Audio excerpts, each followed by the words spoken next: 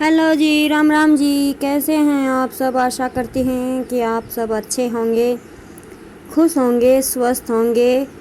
तो जी ये दिन है 7 जून यानी कि शुक्रवार का, और 6 जून को रात को करीब 8:30 बजे के आसपास इतना तेज़ तूफ़ान आया, एकदम तेज़ धूल भरी आंधी कि सब कुछ मिट्टी का भर गया। चाहे बंद मकान हो या खुला, किसी का कोई जोर नहीं चला और पूरे घर में ना मिट्टी मिट्टी आप देख रहे हैं।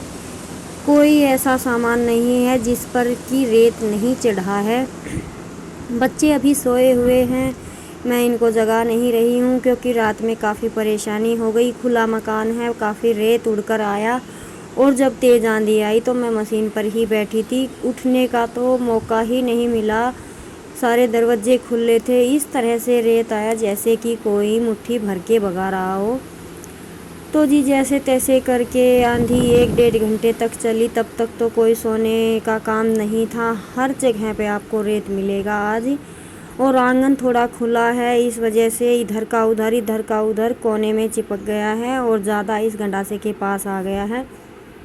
और रात को भंडारे में चले गए थे तो हरा मैं कट नहीं किया था। आई थी जब ज़्यादा लेट हो गया था तो फिर मैंने कट नहीं किया, लेकिन नहीं पता था कि आंधी आएगी। और रात को तो मैं यही सोच के सोई थी कि आज तो सुबह हरा पता नहीं कटेगा कि नहीं, क्योंकि इतनी तेज़ आंधी थी, लाइट आने की तो संभावना ही नहीं थी।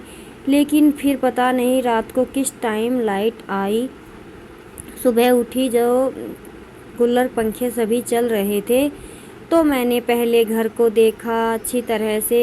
समझ में ही नहीं आ रहा था कि कहाँ से झाड़ू उठाकर सफाई शुरू करूं। तो पहले सोचा कि इस हरे को कट करके पशुओं को डाल देती हूँ। इसकी जगह को थोड़ा सा साफ़ किया क्योंकि पता नहीं कहाँ से कंकर मिट्टी या कोई कांटा वगैरह ऐसा चीज़ उठकर आ जाए जिससे कि पशुओं को दिक्कत हो खाने में ना। तो मैंने यहाँ से सफाई की और फिर कट कर लिया हरा, और उसके बाद मैं हरा डालकर लगूंगी अपनी झाड़ू उठाकर सफाई में।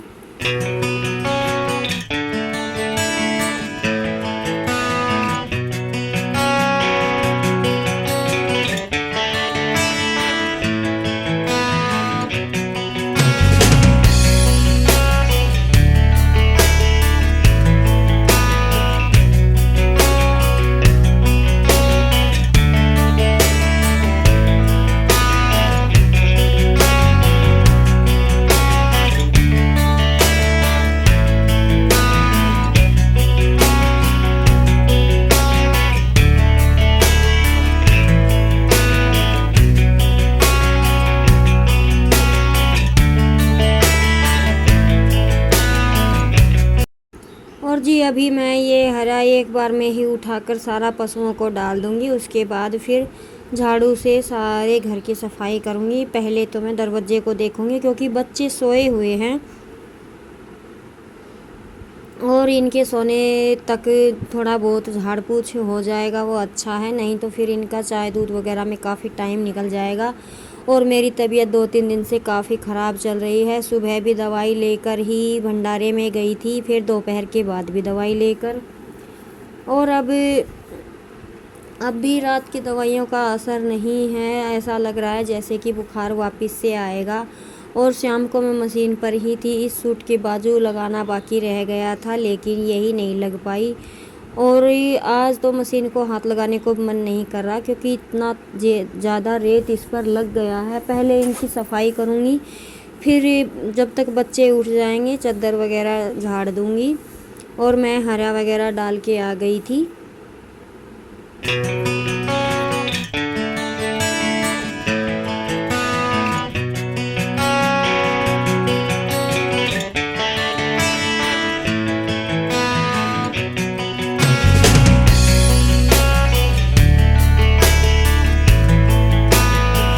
तो जी देखिए, वैसे तो हर रोज़ झाड़ना पूछना चलता ही है, लेकिन जब पहले से मौसम दिखाई दे जाता है तो उसकी थोड़ी बहुत तैयारी हम कर लेते हैं। लेकिन आज तो मौसम इतना था भी नहीं, सुबह बादल तो थे लेकिन आंधी जैसा कुछ नहीं लग रहा था। अचानक से आंधी आई ना तो सब कुछ वहाँ का वहीं रखा था। 2 बच्चे तो सोए हुए थे, निशांत और अंशु, उनको तो जगाया भी नहीं।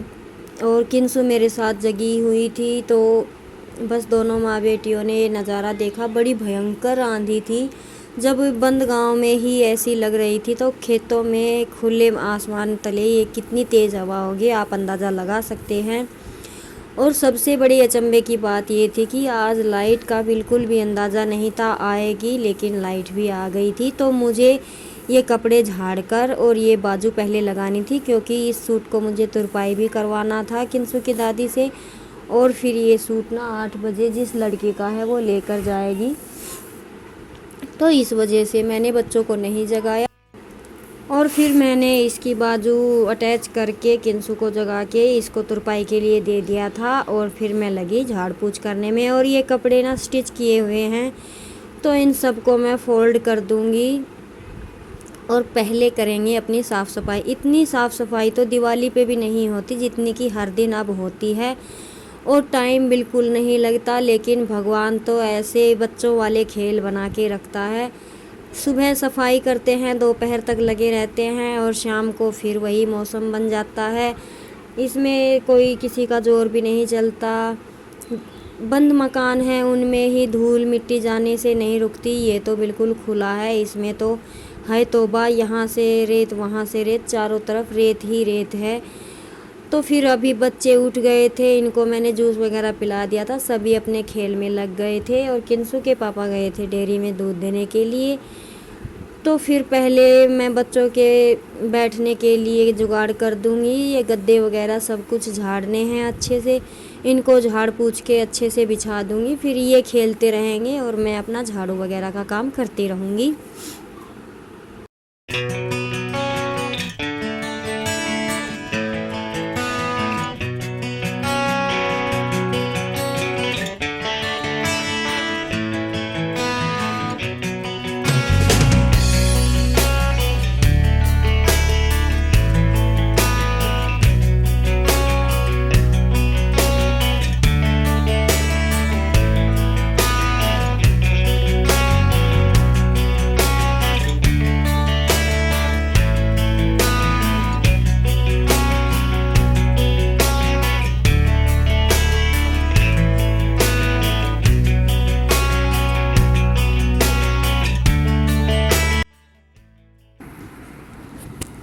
तो जी वैसे तो थोड़ी बहुत डस्टिंग तो डेली में होती ही है, क्योंकि बिस्तर से उठते हैं तो झाड़ पूछ के ही उसे दिन में बैठने के लिए बनाया जाता है। लेकिन फिर भी डेली में इतना रेत उड़ता है तो पॉसिबल तो नहीं हो पाता ये सब करना।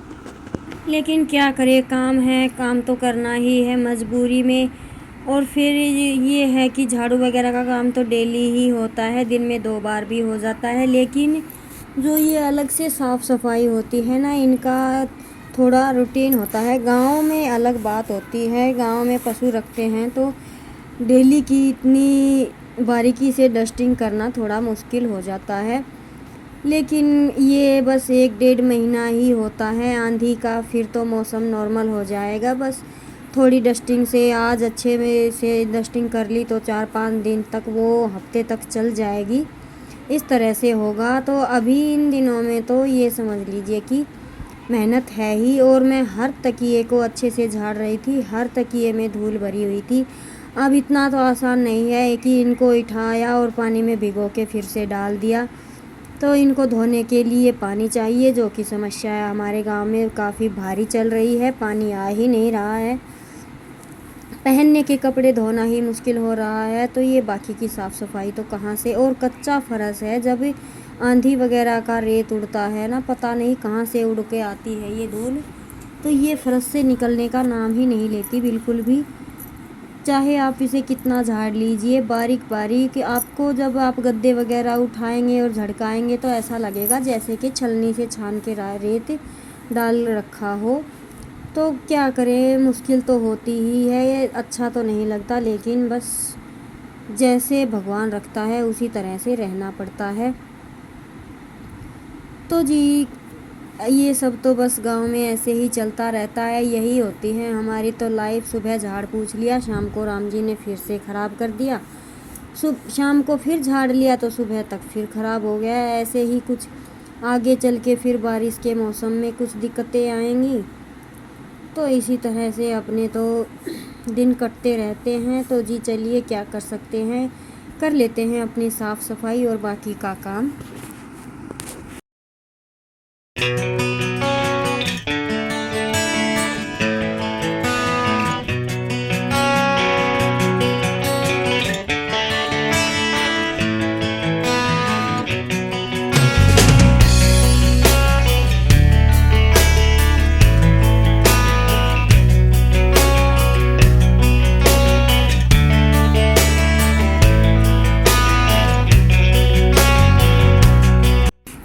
तो जी इस कमरे को मैंने अच्छे से झाड़ पोंछ दिया था। बच्चों को मैंने बाहर बिठाया हुआ था आंगन में कि जब तक मैं यहाँ से झाड़ रही हूँ तब तक तुम बाहर खेल लो। तो अभी बच्चे बैठकर यहाँ पर खेल लेंगे और मैं लगा दूँगी अपनी झाड़ू, और फिर मैं उसके बाद लगाऊँगी आंगन में झाड़ू, क्योंकि रात को इतनी तेज़ आंधी थी कि बच्चों का नहाना धोना सब बेकार गया। तो अभी बच्चे खेलेंगे यहाँ पर और मैं लगाऊंगी यहाँ पे झाड़ू। तो यहाँ का काम तो मेरा निपट गया है। आंगन में झाड़ू लगाने के बाद मैं जाऊंगी प्लाट में।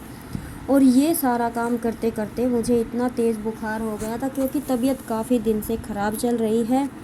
बस दवाई लेती हूँ और अपना सुबह शाम का काम कर लेती हूँ। तो फिर ये जब सारा काम निपटाया तो मुझ में खाना बनाने की भी हिम्मत नहीं थी, तेज़ बुखार हो गया था। तो मैंने दवाई लेकर खाना बनाया।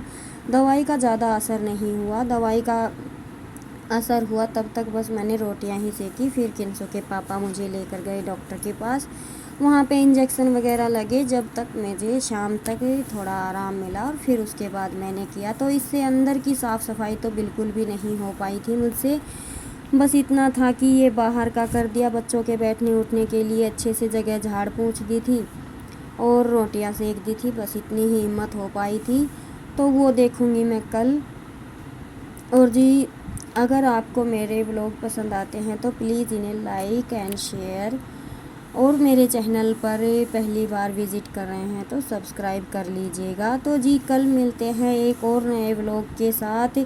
और नया क्या होगा, बस यही झाड़ा पोंछी। आज तबीयत नहीं हो पाई सारा करने की, तो कल करेंगे अपना। तो बस इसी तरह से हर दिन सुबह और शाम हमारे तो पूरे होते रहते हैं। तो जी चलिए लेते हैं आपसे विदा और मिलते हैं एक और नए व्लॉग में। खुश रहिए, मस्त रहिए, स्वस्थ रहिए, अपना और अपनों का ख्याल रखिएगा। धन्यवाद। जय राम जी की।